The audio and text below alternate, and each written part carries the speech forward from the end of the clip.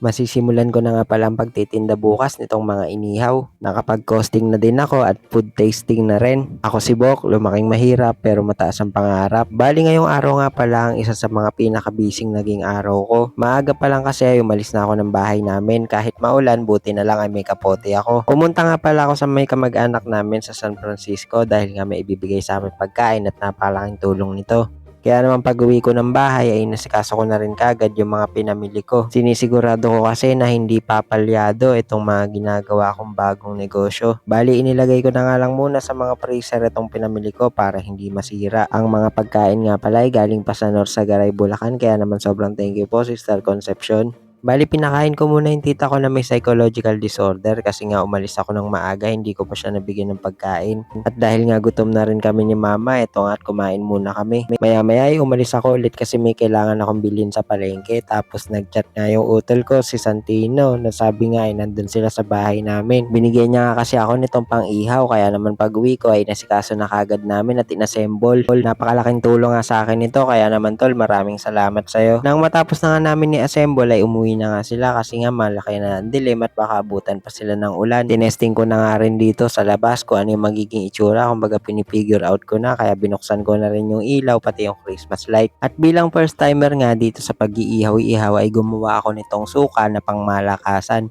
Masarap talaga siya at hindi ko tinipid dahil may pipino to. Ginamitan ko nga din ng mga panukat para hindi magbabago yung lasa nito. Nilista ko nga rin pala dito yung measurement tsaka lahat ng gastos ko. Kailangan ko nga din kasi itong gawin para makapag-costing ng maayos at hindi malulugi itong negosyo. May dinagdag nga pala ako dito sa menu, itong pecho at saka itong pork chop. Bali yung inihaw na pecho ay 30 pesos lang tapos itong pork chop ay 45 pesos. At bukod nga dito sa tender juicy ay meron din ako ditong sausage at king size na hotdog. Yung sausage ay 45 pesos lang at itong king size ay 23 pesos naman. Nang malinisan ko na nga itong gagamiting pang ihaw ay nilabas ko na kagad. Lulutuin ko kasi lahat ng tinda ko para may pang picture ako tsaka para mapakita na rin sa inyo. Bali ito nga meron tayo ditong dugo, isaw, pecho, king size hotdog, sausage, barbecue, at saka yung pork chop. Bukod nga sa paglilinis at pagtutusok ng isaw ito nga din yung isa sa pinakamahirap na part, yung magparingas. Tapos ay dumating yung kapitbahay namin na si Laika dahil nakita ko nag-iihaw kaya naman tinanong niya na kung ano yung mga tinitinda ko at sinabi ko na nga din yung presyo. Meron pa nga din ibang kapitbahay namin na nakakita na nag-iihaw ako kaya naman pumunta din sila pero hindi ko na na-video.